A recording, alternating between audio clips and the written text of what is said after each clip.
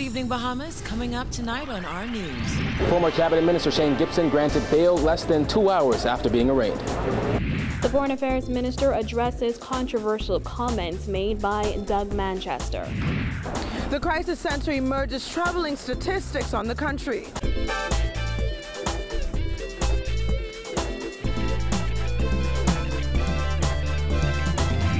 Our news is brought to you by Alive, the nation's newest and best LTE network.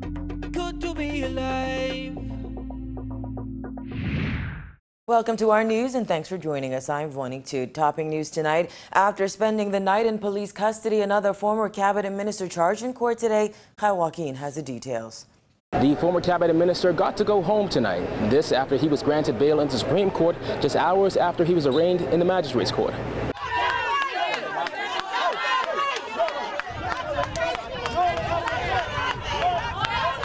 Limping in the magistrate's court past a crowd of supporters, former Labor and National Insurance Minister Shane Gibson was charged with 16 counts of bribery and 15 counts of extortion. It is alleged that sometime between January 2nd and April 30th, Gibson extorted more than $500,000 from Jonathan Ash. It is also alleged that Gibson solicited the same amount from the contractor, resulting in 16 bribery charges. At times, Gibson hung his head as the magistrate read the charges. Outside of court, some supporters wept and expressed disgust in the system. But the former cabinet minister got more: conspiracy to commit bribery of $250,000 from Jonathan Ash, a charge of conspiracy to commit extortion in the same amount, and misconduct of a public official, a total of 36 charges. A few of his former cabinet colleagues, Melanie Griffin, Keith Bell, and Jerome Fitzgerald, were in court as a sign of support. He was remanded to the Bahamas Department of Corrections by Magistrate Sue Basola Swain, but due to the swift work of his legal team, headed by attorney Anthony McKinney and Damian Gomez, Gibson was whisked off to the Supreme Court downtown and granted bail less than 2 hours later.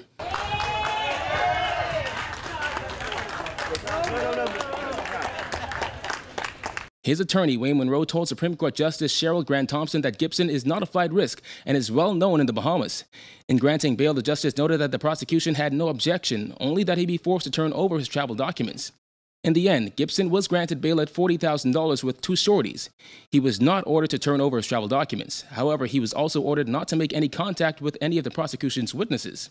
Outside court, his attorneys Wayne MUNROE and Anthony McKinney told reporters of their next move. It didn't start out as a bail application. We are challenging the constitutionality of Section 4(3)(a) of the Bail Act, which removes the jurisdiction of magistrates to grant bail in these circumstances.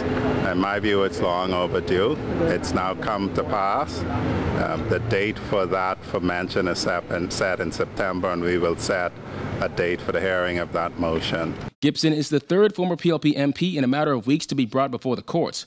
Former Environment Minister Cameron Dorset and former Public Hospitals Authority Chairman Frank Smith were also charged with bribery and extortion. All 3 men are out on bail. Gibson returns to court on September 19th for a status hearing. For our news, I'm Kyle Joaquin. Australian widow Donna Vasili has been granted $250,000 bail. Vasili was convicted of the May 2015 murder of her husband, renowned Australian podiatrist Philip Vasili, and sentenced to 20 years in prison. The conviction was overturned on appeal, and last week a retrial was ordered. This morning, Justice Bernard Turner set out the conditions of her bail, which include Vasili being electronically monitored and signing in at the Lyford Key Police Station 3 times a week. She is also required to stay at her Ocean Drive Ophord Bay home and be within 100 feet of that residence between the hours of 10 p.m. and 6 a.m. daily. Vasili was ordered to surrender her travel documents and is not to seek to divest herself of any substantial personal property of hers or her late husband's estate without bringing it to the attention of the court. Vasili wept as she learned that she would be going home to her 2 children. Her new trial has been set for January 29, 2018. Minister of Foreign Affairs Darren Henfield is calling nominee for U.S. Ambassador to the Bahamas Doug Manchester's suggestion that the Bahamas is a protectorate of the U.S. a misstatement. Henfield says even though Manchester is just a nominee at this point, he feels the U.S. government should address those controversial comments. Here's Jasmine Brown. Henfield insisted he thinks it was just a Freudian slip on behalf of Manchester, but he says in any event, the U.S. government should address his comments. I've heard the comments. I've read them. I view them as somewhat of I know they're a misstatement. Manchester sparked criticism yesterday when he referred to the Bahamas as a protectorate during his Senate confirmation hearing. He also talked of the Bahamas' importance to America, calling it essentially the U.S. third border. Henfield says the truth of the matter is Manchester is only a nominee who does not speak on behalf of the U.S. government. He speaks for himself, not for the United States of America. It is very clear and obvious to all and sundry that America recognizes the Bahamas as a sovereign state, independent since 1973. And that is the nature and basis of our relationship. So I viewed Mr. Manchester's comments as somewhat of a Freudian slip. Now, even though Manchester backtracked slightly in clarifying his view of the Bahamas as a protectorate, his comments drew a response from former Foreign Affairs Minister Fred Mitchell. In a press statement issued last night, Mitchell called Manchester's comments patently offensive, as he said a protectorate is an instrument of colonialism. Mitchell questioned whether that was now the intention of the United States. Henfield says the comments simply didn't warrant such a strong response from the former Foreign Affairs Minister, but he says it does warrant a response from the U.S. I think the comments were unfortunate. I think the former minister's comments were farcical. I don't think that it requires a sovereign country to speak to a nominee before a Senate committee who misspeaks or who makes a misstatement. I don't think it rises to that level, but I do feel that it is within the remit of the United States to clarify the point if they see the need. I mean, I think it ought to be clarified by the United States. Concerns were also raised during that hearing by United States Senator for Florida Marco Rubio, who referenced the agri-fisheries proposal that Bahamas Ambassador to China Andy Gomez presented to the former administration. Rubio warned that such a deal could have a negative impact on U.S.-Bahamas relations, but Henfield insists that's nothing the U.S. will ever have to worry about. Our government's position is that fishing is reserved for Bahamians, and that's been the policy of Bahamian governments from time immemorial, and I don't see that changing anytime soon. Reporting for our News, I'm Jasmine Brown. Former Tourism Minister Obi Wilshcombe is lashing out at recent job cuts at the Ministry of Tourism's office in Grand Bahama. Wilshcombe says the new minister must be mindful of the tremendous problems on that island and take into consideration how these cuts will affect families weeks ahead of the new school year. Here's Georgia Bain.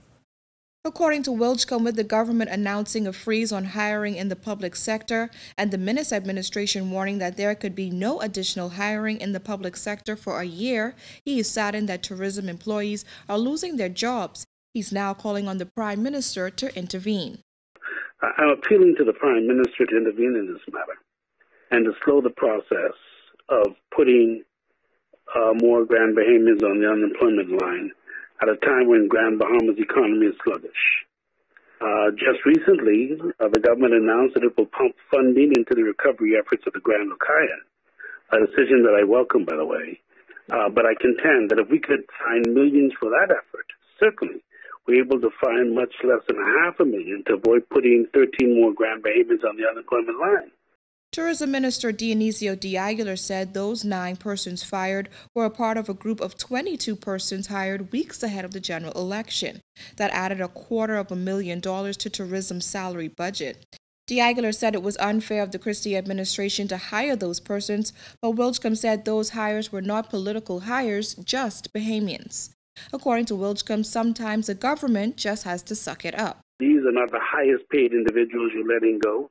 These practitioners it'll cost you considerably less to have them on the unemployment line because now they become burden to social services and everything else. And so we have to think about what we're doing and then where they're going to go. The government has to sometimes suck it up. Sometimes we got to suck it up in reality. That's what you do. We're responsible for people. And we hired people. We hired Bahamians. And I wish to reiterate, we hired Bahamians, not PLPs, not FNMs, Bahamians. Wilshcombe says he wishes the government would have looked at persons who have surpassed the retirement age instead of those persons who are new to the job market. No plan should be hurt or pain on individuals who've given so much to this country, and particularly those individuals who have been assisting and helping us to build the tourism brand. And I dare say that such decisions are not unifying the Bahamas, but we're inflicting more hurt and pain. And look at where, on an island that several months ago unanimously agreed that it's the people's time. Reporting for our news, I'm Giorgio Bain. The Bahamas Crisis Center is weighing in on the latest sexual assault statistics. April Sands reports. Well, troubling details emerge from the crisis center as there have been high levels of incest and date rape happening in the country for sexual assault cases, at most in the region.